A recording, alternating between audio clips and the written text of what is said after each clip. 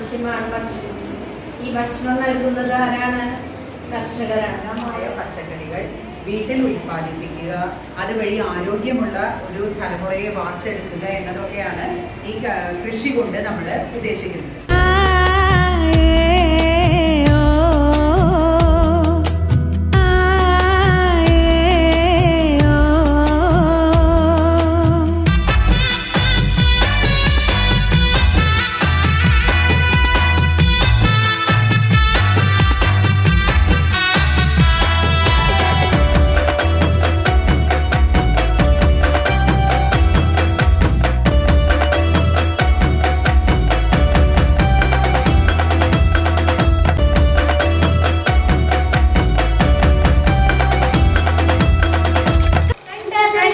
മാനത്ത് കണ്ട ചക്കി പരുന്ന് പറ